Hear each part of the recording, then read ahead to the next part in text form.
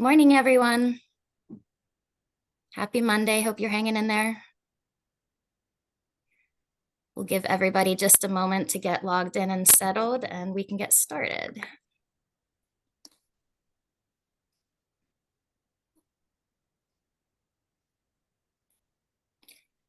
All right, thank you so much for being here, everyone. That we have another call for community solutions today, hosted by the Forbes Funds and GPNP. Whether you're a returning attendee or joining us for the first time, we're very grateful to have you here and grateful for the energy that you're bringing to these conversations. Each week, this space serves as a collaborative hub where nonprofit leaders, funders, policymakers, and community members can connect, exchange ideas, and navigate these challenges together. For those of you who may be new to these calls, we started this initiative in March 2020 as a direct response to the evolving needs of our nonprofit sector.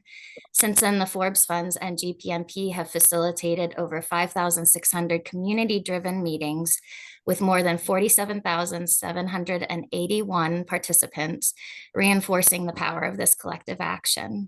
Your engagement keeps the space meaningful, and whether you're here for policy updates, sector insights, or just to share out any challenges or solutions that you have, we're here to support it. To drive meaningful impact, we align all of our work with the United Nations Sustainable Development Goals. They provide a global lens to address local issues. We also use the social determinants of health, which provide a more holistic, people-centered approach to these solutions. And we also consider the 8 returns model, which measures success beyond financial metrics to include social, cultural, and community well-being. These frameworks help us strategically align efforts across sectors and ensure that the outcomes of our work are measurable and meaningful. To make the most of today's session, we ask that you introduce yourself in the chat. You can drop your name, your organization or association, and any questions that might be on your mind. And we do ask, if you're able to please join on camera. This really helps to foster an environment of engagement and support and connection. If you're in transit, though, we appreciate you being here, and we understand if you can't join on camera. Again, if you have any questions during the presentation, please feel free to drop in the chat. We will go ahead and address those during the Q&A and follow up. And at the end of the call, we will have a poll. Please do stick around to take that. Your feedback is very important to shaping these calls. We'll begin with today's speaker, followed by a Q&A, and then a wrap-up of ecosystem updates and public policy updates from our GPNP director, Emily Francis. And today, we're excited to explore the critical topic of digital equity and how nonprofits can leverage telecommunications to enhance efficiency and connectivity. Today, we'll be joined by David Ombres. He's a nonprofit account executive with T-Mobile. We'll be covering a broad array of topics. I'm very excited to hear about all these, the PA Co-Stars group purchasing benefits. There's a T-Mobile's hometown grants program. So we're very excited to have this conversation, that will include practical insights and cost-effective strategies to help these nonprofits in the room really optimize their infrastructure and their impact. So before we get started, I see we have Fred on the call. I would love to pass it over to Fred to see if he has a couple words, and then we will pass it on over to David. Fred? Thank you, David, for joining us, and thank you, team, for pulling this together. We find ourselves in unique spaces where we're on a daily basis dealing with uncertainty. As many of you guys know, at the beginning of the year, we talked about our 6th pivot, that encompassing this notion of how do we help nonprofits become more agile and iterative. And so our team is undertaking training with EOS, the Entrepreneur Operating System. And the impetus there is to really just teach us how to think more entrepreneurially. The second thing that Emily Francis and Christine are managing is our work around Skill Builder IO, which we think is a heck of a combination between generative AI and problem solving through entrepreneurial mindsets. Why this is important? I think the nonprofit sector for far too long in our region has become over-reliant on just writing grants. I think grants are important, but they're not the only stream of revenue an organization should focus on. And adopting frameworks that allow us to look at multiple streams of income for nonprofits is critical. And my hope is that David will help us explore that through digital equity and help us explore multiple ways by which our networks can be expanded beyond the traditional bounds by which we currently work. So I'm excited to hear his presentation, and I'm excited for those organizations that have participated in Skill Builder IO and those who might be interested in the work we're doing around EOS, the Entrepreneur Operating System. So thank you. Thank you so much, Fred. David, are you ready to join us? I'm here. Yep. Wonderful. Thank you so much. Would you like me to pull up the slides? Yes, please. Great. I'll go ahead and do that. So good morning, everyone. David Ombres here. I'm the government account manager for T-Mobile. So my team covers government as well as K through 12 education space and nonprofits that are part of PA CoStars. So thank you, Christine, for driving the slides since I wasn't able to quite get the laptop working here. But joining you from my mobile office, my car. So happy to be here. Thank you again for having me. So from a T-Mobile standpoint, we have been involved with digital equity and inclusion for many, many years. It's made many different name changes, right? Digital inclusion and bridging the digital divide and so forth, and digital gap. We have several programs available that we've been working with over the years. One is Project 10 Million. That program is over now 6 years old. It was first developed right before COVID hit. To help K-12 students get mobile hotspots for no charge through the school districts, as well as the service. So that's we still are doing that Project 10 Million program. So if you are involved with any K-12 schools and they're looking for assistance with getting mobile hotspots to students that don't have access to the internet, I can certainly help out with that going through the school district. But a couple of things I want to touch on first, and a little bit of background about T-Mobile to begin with. So Christine, if you wouldn't mind, go to the next slide. So a little background about T-Mobile. We bought Sprint up over 5 years ago now, and we've been building out into the rural markets for many years ever since then. And what that means, and this slide I know is very busy, but really what what you take away from this is we operate on a very low band frequency for our network. So we operate in the 600 megahertz spectrum, which is the old UHF spectrum, the old rabbit ear antennas on the TV in the basement years ago. So if that signal is able to get to your TV or your grandparents' TV or mother's TV years ago, you're in your house, it can do that today, right? So the reason why this is important is because I don't think people realize that T-Mobile's network is as good as it is in the rural markets. So if you look at the high speed and what the federal government is stating is high speed data according to the federal government is 100 megabits per second download speed and 20 megabits per second upload speed. T-Mobile has those speeds today in almost every market we serve, or more. So for example, Somerset County, the speeds there are about 500 megabits per second download. Du Bois, same.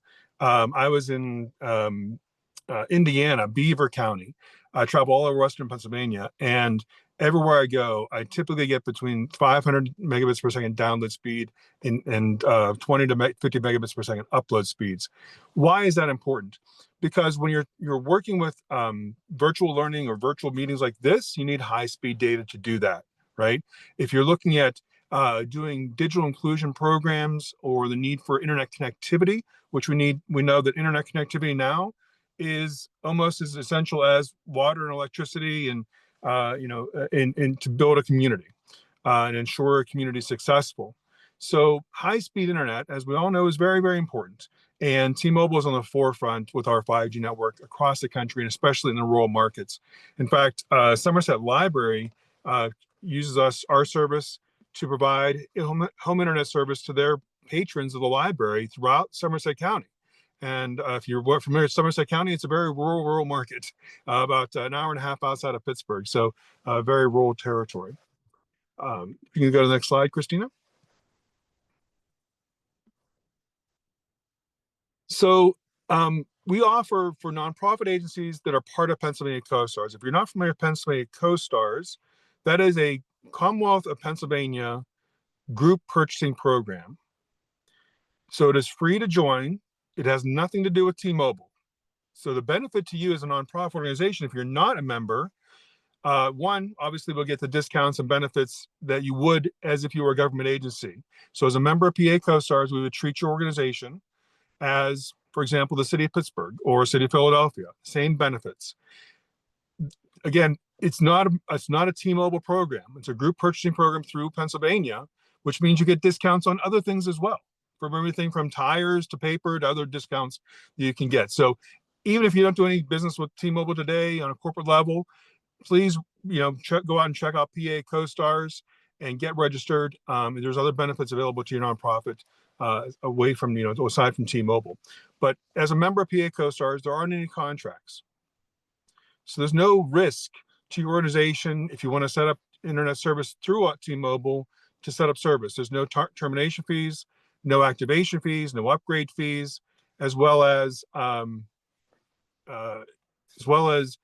we don't charge for equipment on most rate plans. So basic equipment. So for example, for a mobile hotspot, rate plan would be $30 a month, unlimited data.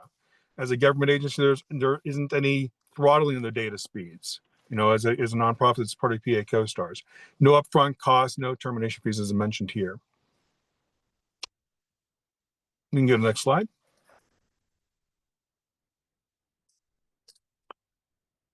One area that I want to touch on, make sure you're aware of, is we've been have a program called the Hometown Grant Program.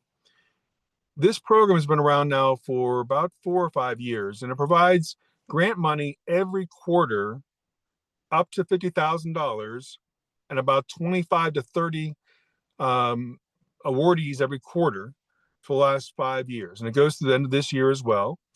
So your organization can apply for this grant, and it doesn't have to be technology. In fact, once we award a recipient, they kind of call the marketing team calls me and says, "Hey, David, we're going to award, for example, DuBois Area School District's nonprofit with a $35,000 grant for their esports program." This is a true story. So their nonprofit organization that was associated with the school applied. They got $35,000 for their school to buy chairs and monitors and headsets and software for their esports program. Then marketing said, "Hey, Dave, we're going to present this check, but we want you to step back. It's not a sales call. It's just a our T-Mobile's grant program that we do."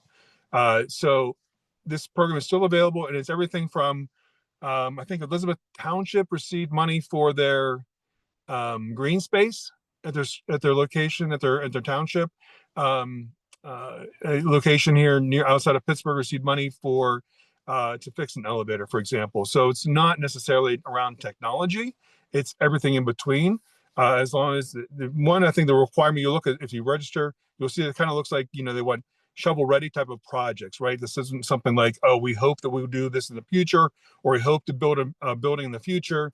It's like, hey, we're set to go, we're ready to go in this project, and we have the wherewithal to do it, right? So again, stuff going on today about the 25 recipients per quarter. I recommend that you apply for it. If you don't get it, if you don't get selected in the first, in a quarter, you can keep applying again and again each quarter, right? So, but it is a competitive grant program. It's usually 1 or 2 awardees per state per quarter is what I've seen. You can go to the next slide unless there's any questions about that. So we do also offer a product called DialPad. So it's a unified communication service, kind of like Zoom, right? Where it's a product that you can use at your facility to do unified communication, whether it be with a desk phone or if you want to get a soft token to put on your handset, like I'm doing right now, using my smartphone to communicate and do this video, or put the soft token onto a desktop and make phone calls from your desktop or laptop computer. So why is this important? Well, a lot of nonprofits are using MyTel or older telephone equipment or copper lines today. And as we migrate away from the copper and into more, a soft unified communication service that uses the internet to make phone calls, DialPad is one of the services that T-Mobile provides. It's a very great solution. All of our, we use it here at T-Mobile for our 50,000 employees, and it's a cost-effective solution as well. So if you want to look into more of a unified communication service for your organization, fax lines are included with the service, as well as obviously the physical handset if you want to do a physical handset for your desktop. Next slide. So I put this slide in here. It's called device wireless backup, but think of it as either your primary or your secondary or backup for a facility. So we use a lot of this with Goodwill agents in Goodwill Industries. They use these mobile routers or mobile gateways at their smaller facilities or larger facilities to provide wireless backup to their current internet provider, landline provider, for example, or as a primary internet provider at their facility. So, for example, Goodwill Industries uses this for their POS system at their stores because they don't necessarily need to have, a Comcast Business or another landline provider with a large, cost per month, but also, all they need to do is a card swipe, or they just have one or two computers at a small office that can use our 5G service instead. So it's a very cost-effective solution. We include the wireless gateway, which a wireless gateway is just, think about a wireless gateway like a mobile hotspot that we used to send out to the kids. Think of that as, as a mobile hotspot on steroids. So a wireless gateway can hold about 30 wireless Wi-Fi connections at once, or Wi-Fi devices at once. Whereas a mobile hotspot maybe can hold about 3 or 4 before it starts getting bogged down, right? So these gateways are included with a $50 rate plan. It's unlimited. Again, if you're a member of PA CoStarz, you get the benefit of not having throttling on the device. But it's really a great solution, not only for this, but also we use it in Charleroi School District.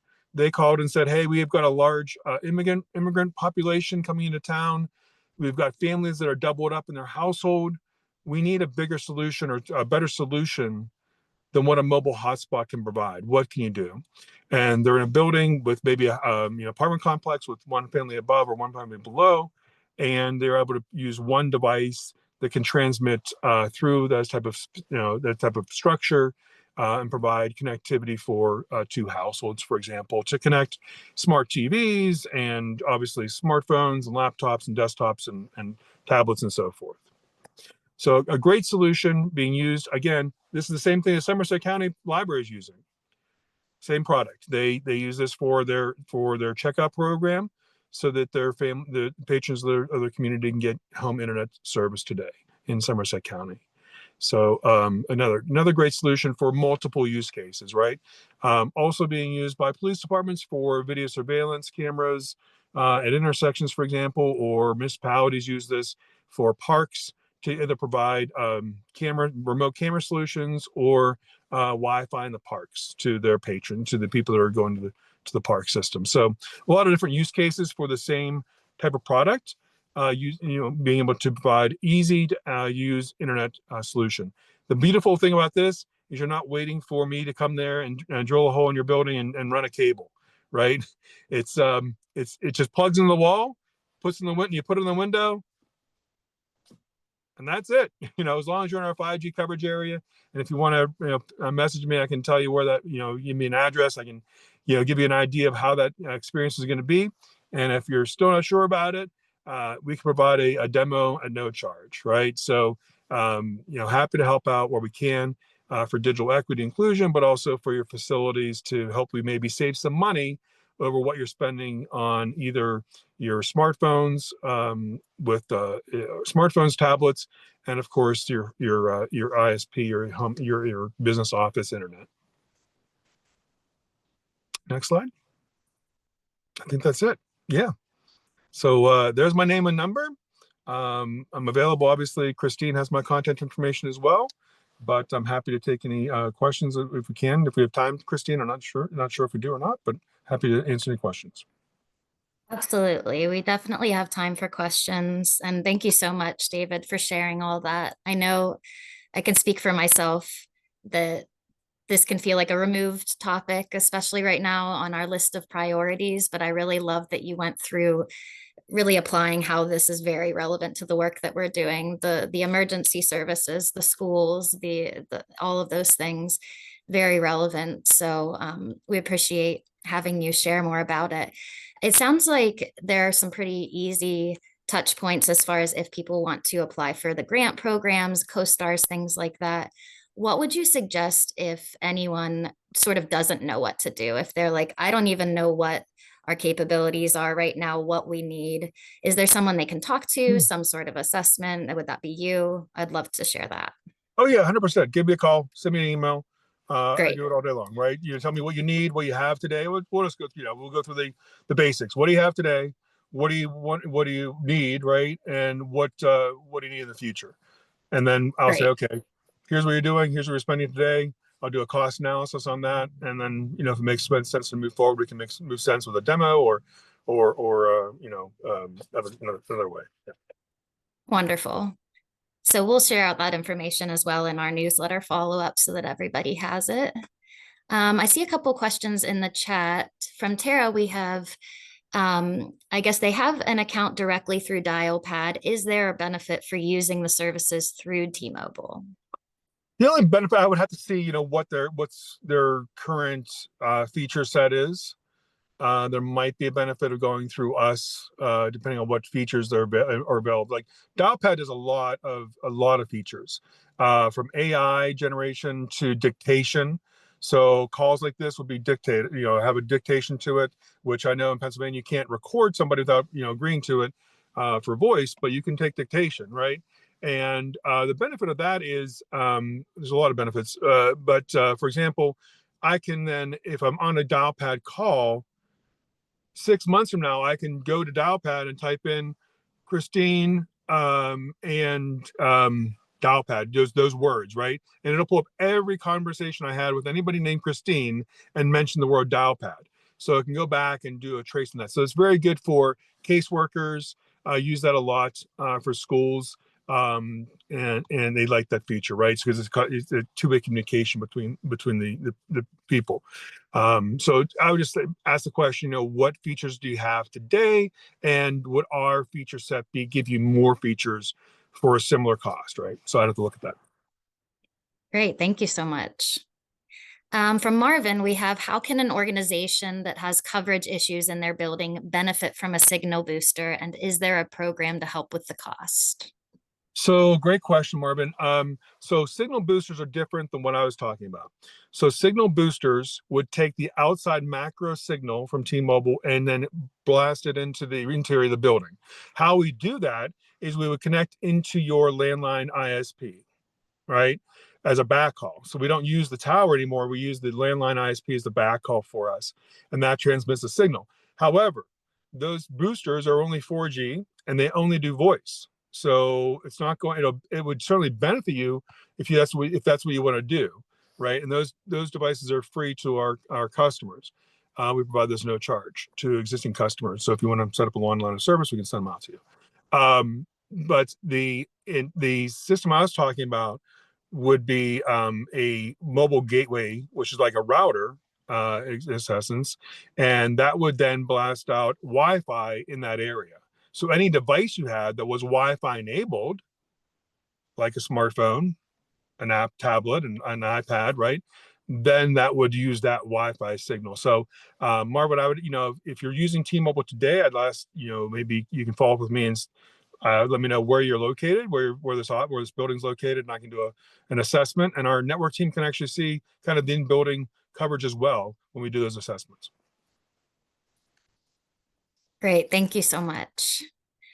Looks like we have one more question. Is T-Mobile partnering or planning to partner with Elon Musk's Starlink? I'm Oh not my sure if God. that's... Oh, I love the question. Thank you so much. Wow, I didn't talk about this, and I didn't really think I didn't. Maybe it's my fault for not thinking it was relevant, but this is really huge. I've been in this business for 25 years, and I've lived through everything from 2G and 1G to up to 5G. Now we're getting ready for 6G, right?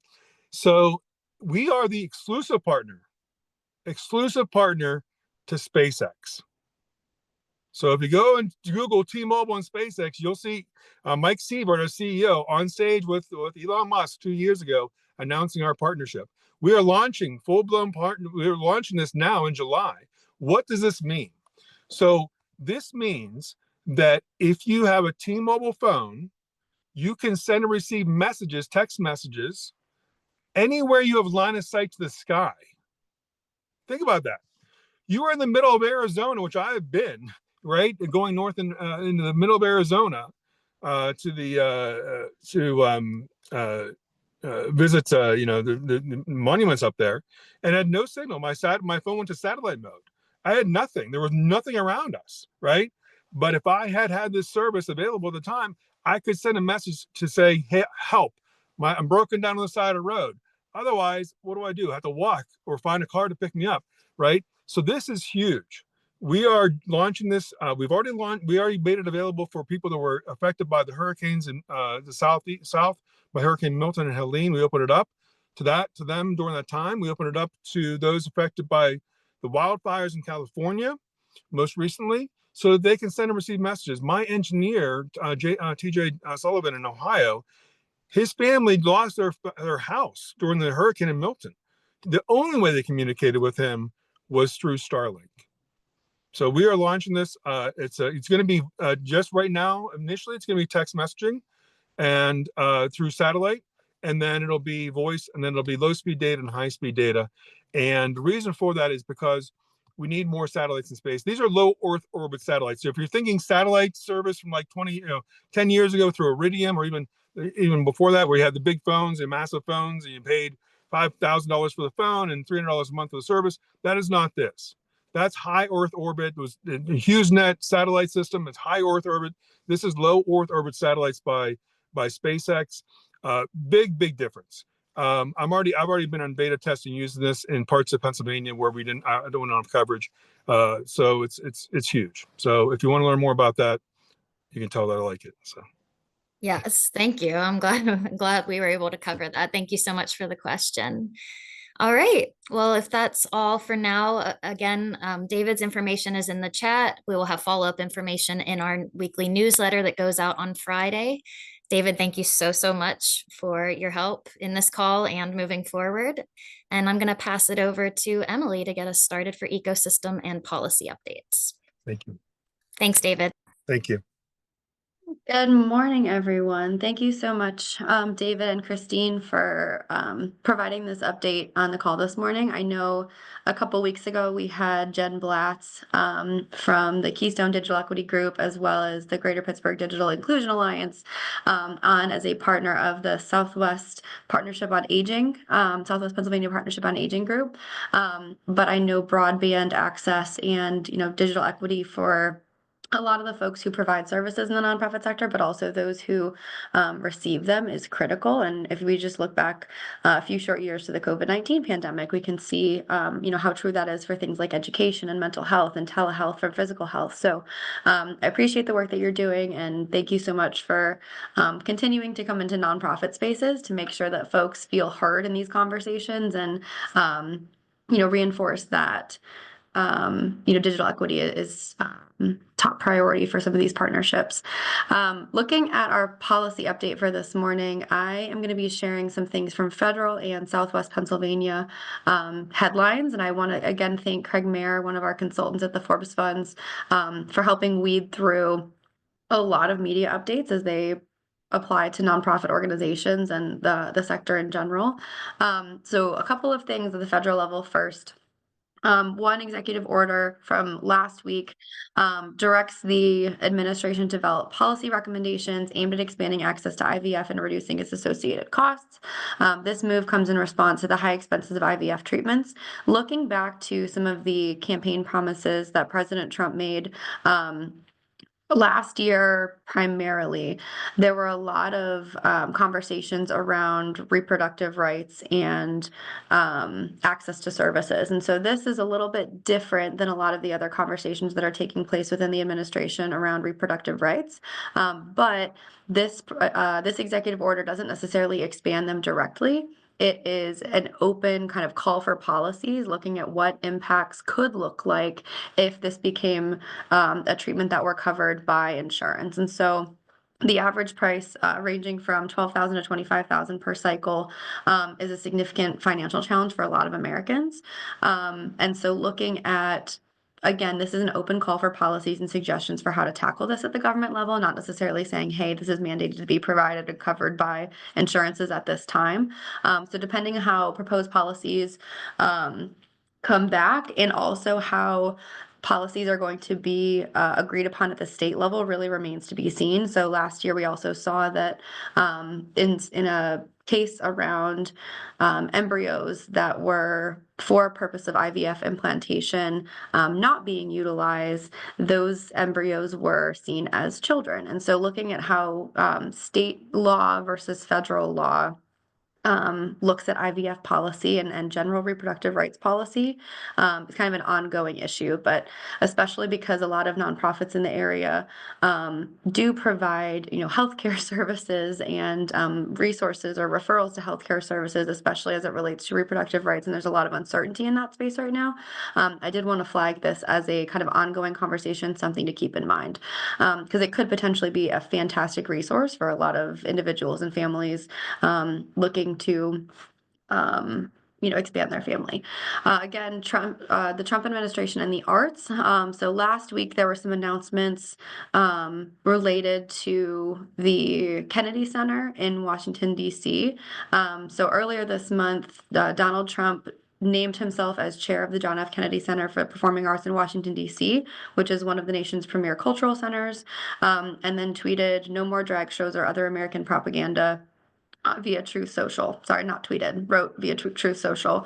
And looking at the board decision, he was voted in unanimously as the new chair of the board. These individuals who are board members at Kennedy Center are appointed positions. And so looking at how the Guardian, took this news was very much looking at previous regimes throughout history and looking at how one of the very early moves was to control arts and public discourse around the arts. And the arts have traditionally been a place to oppose or dissent from a specific leader of a country or even smaller areas. And so looking at how this decision has been taken in context of other conversations or decisions by the administration, this is kind of a warning signal to a lot of folks who are in the arts community, specifically within the nonprofit sector.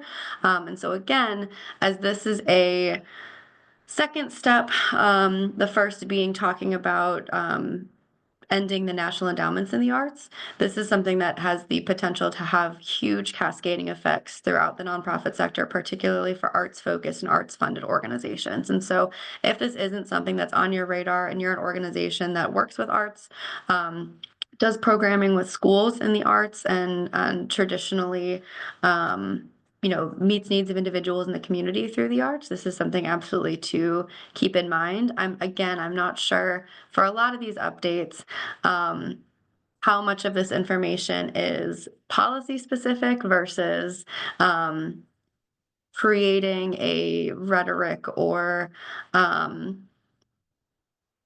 I'm not sure the right word, kind of like posturing in some of these spaces at this point. There are a lot of unknowns at this point, so I'm not sharing this news or advising any specific way to run to social media or anything like that, but just mostly in terms of making sure that we're thinking about diversifying revenue streams as organizations and kind of shoring up services that are provided to individuals.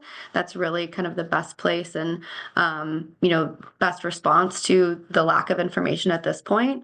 And also for your organization in terms of staff that are seeing these headlines and worried about job security. There's a lot of uncertainty across nonprofit and government sectors right now. And so looking at, which I'll get into government in just a minute, but looking at lines of communication, leaning into what are the things that we do know, what are the things that we don't know, and what are the things that we need immediate answers on for our own organizations, and for kind of the most critical services that are provided in the sector is really where the focus of intentional planning and organizing and mobilizing really needs to be at this point.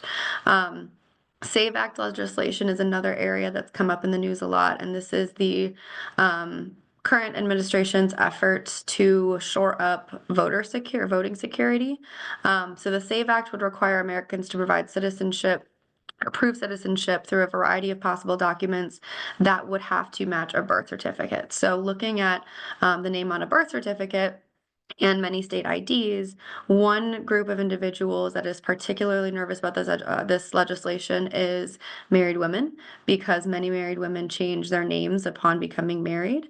And so looking at that group of individuals and other reasons that a name may have been changed, any mismatch between their birth certificate and photo ID or specific ID required to prove citizenship is a mismatch at this time, and that individual would not be able to vote. The bill does not provide a specific process for those whose current legal name does not match their birth name, and it does contemplate such a scenario, mandating the creation of a process to prevent affected citizens from disenfranchisement. This is something that, again, the election last year, I believe the primary elections last year were the first time we talked about the differences in election process and procedure across municipalities and across states nationwide, because there is a lot of variability in terms of how somebody at a specific photo booth who's a poll worker makes decisions in scenarios like this. And so the bill, as it does not provide a specific process, leaves a lot of ambiguity to be decided at the state level for how to proceed, whether a marriage license is a passable document. So as is the trend for a lot of the federal headlines in these three updates, there's a lot of uncertainty around what this policy is intended to be versus how it's actually going to be implemented. The R Street article that the SAVE Act legislation covers mentions a need to focus on equity and sticking to a specific process. As we know, there's a lot of gap in between how policies often get written and how they are implemented. And so it is a fair place to be concerned, as a lot of this is going to be up to individual decision makers, affecting individuals' ability to vote. And we know that for individuals that don't have a copy of their birth certificate or don't have a copy of their marriage license or any one of these documents, immediately on hand, they do cost money to replace. And so there's another barrier, or multiple other barriers that could impact, an individual's ability to vote moving forward. And then kind of the big one that's been in the news that I did want to dedicate some time to this morning is the Department of Government Efficiency government reform efforts. I remember last week when we were hosting our AI for Social Impact cohorts, we were talking about the number of claims for unemployment that had been filed in one day in DC last week. And I believe it was on Tuesday we were talking about this, and the headline said something along the lines of like over 1,200. At this point, the Trump-appointed officials have moved to fire almost 200,000 federal government employees on probation, with plans for what the president has hailed as large-scale cuts to come. The administration has been able to cleverly use loopholes to continue to bottle government spending despite court orders pausing these efforts. And the White House has also limited the ability of federal workers to fight back by disrupting a lot of the traditional avenues that usually are used to address grievances. For example, ending the term of 19 inspectors general, trying to fire the chairwoman of the Merit Systems Protections Board, which shields civil servants from unjustified disciplinary action. and dismissing the head of the Office of Special Counsel, which is an independent agency charged with safeguarding government whistleblowers. So looking at, again, a lot of the decisions that are being made unilaterally and have massive impacts on individuals. One conversation that we were having at the beginning of the call this morning before it started was around, each of these government workers, such as at the NIH or Department of Education or Department of Energy, being one of the individuals who oversees grants to the nonprofit sector. This is something that a few weeks ago we talked about.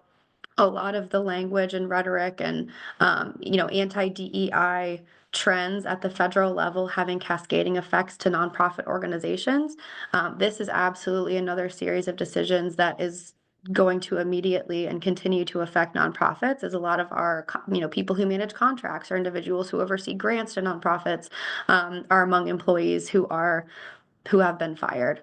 One thing that was very clear over the weekend, especially in, I'm sure you saw Health and Human Services looking at, cases of avian influenza. There's a lot of agencies that appear to be trying to rehire or reinstate employees that have been fired because they are merit-based positions and are experts in specific areas that require a level of expertise.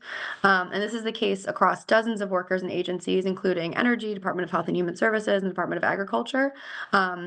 Political appointees that are added to these positions don't necessarily understand full programs, and so there are some things that again require federal government employee expertise, and those are among some of the officials who have been fired. And also, there was an article shared from The Hill that looking at, again, specifically in the health sector, without the appropriate workforce necessary to drive the essential services and programs within Health and Human Services, active clinical trials could be abandoned, the nation's drug shortages could worsen, the time it takes to review innovative new cancer treatments could lengthen, cancer prevention efforts might be halted, and access to life-saving cancer screenings could be cut off for millions of people in America. And again, sharing these headlines not only as a point of impact for the nonprofit sector, but also a lot of the individuals that we serve are reading these same headlines and often turning to community organizations, churches, and a lot of the organizations that are kind of the glue. Fred often talks about the brick and mortar nonprofit kind of mosaic in our community, where the bigger organizations may be the bricks, but a lot of the ones that keep things going are the mortar between those bricks. And that's where a lot of the uncertainty and kind of demand for answers in an era of severe ambiguity is going to fall. And so we saw this during the COVID-19 pandemic. A lot of frontline workers, including those in nonprofit organizations, are the social safety net that keep people going in times like this. And so looking at a lot of the uncertainty, a lot of filing for unemployment, that it has very real impacts on humans, across the nation.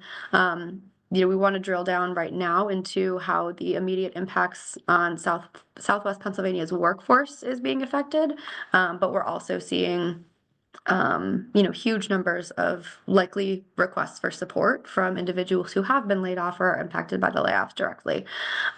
So looking at Southwest Pennsylvania, the Trump administration's recent wave of federal employee layoffs has significantly impacted Pittsburgh, leaving numerous workers jobless and union representatives expressing concern over the seemingly arbitrary nature of the terminations.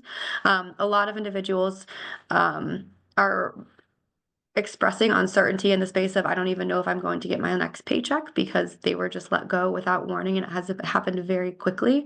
The abrupt reduction in the federal workforce has led to widespread confusion and anxiety among employees at the local level, as well as uncertainty regarding the future of public services in the region.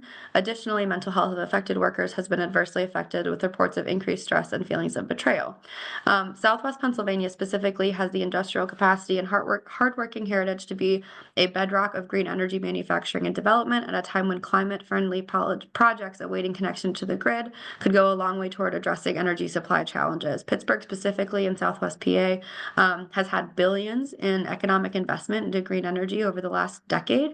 And so looking at what federal employee layoffs and the impact on existing sectors that have received significant investment looks like, across the region, it, really remains to be seen. But again, across a lot of different news articles, the focus and the trend towards, nonprofit, the impact on nonprofits has been one of ambiguity and uncertainty, and also, from experience, we know that we're going to be the ones that a lot of people look to for answers as well. So one thing I do want to point out is an article that was published last week, I believe it was on Friday.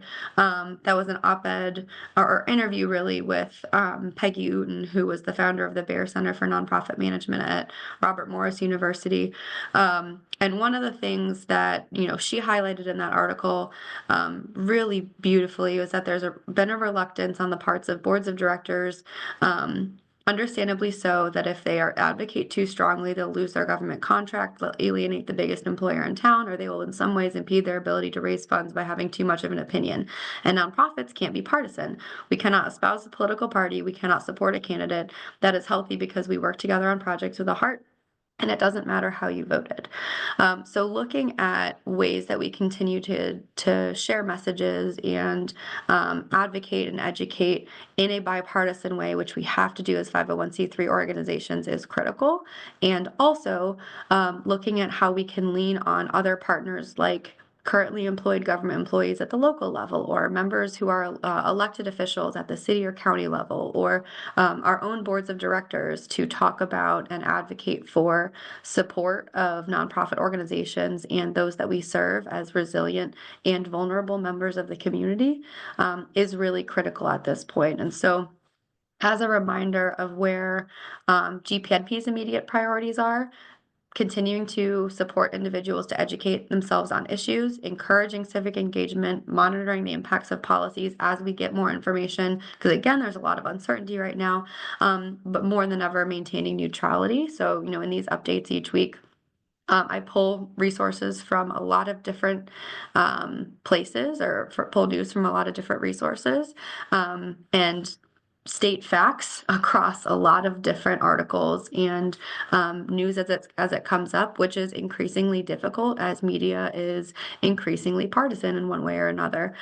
So looking at a stance of an organization and how you're talking about a policy's impacts on you, especially if you're in a meeting with an elected official, making sure that you're maintaining neutrality and also emphasizing the impacts of policies and likely impacts of policies based on your expertise, is critical. And so looking again at broad advocacy, limited lobbying, if that's something that your organization decides to do, making sure it's less than 5 to 10% of your budget or allocated staff time. And then again, we cannot, as nonprofit organizations, electioneer, so no direct support or opposition for a specific candidate in an election.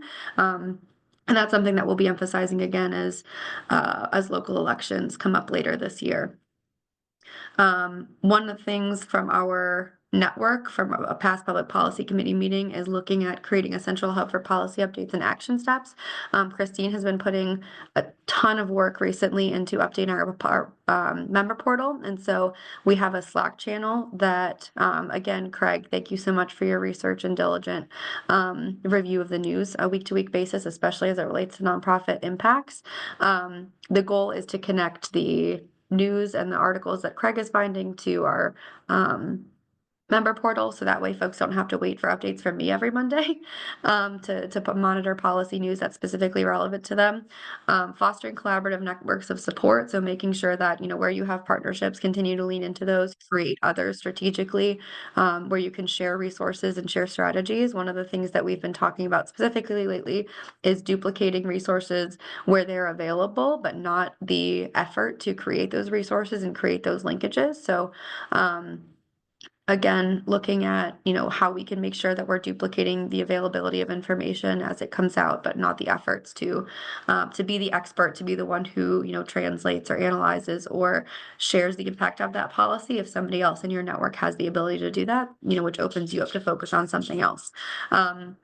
Focusing on your mission work, and also keeping in mind the things that are affecting others with work that is similar to yours, because again, as we're seeing these kind of harbingers in the government sector, we can anticipate very similar conversations, days, months, weeks later in the nonprofit sector.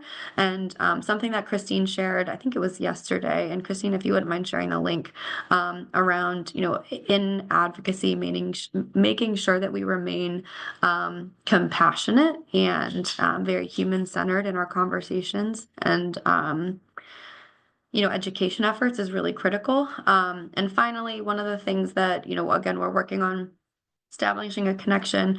Morgan Cheshire from Cheshire Law gave a really great presentation last week with PANO, which was on filing your annual report and making sure the organization is up to date in terms of its business status with the state of Pennsylvania. And the closing date for that is June 30th. It's a really easy process.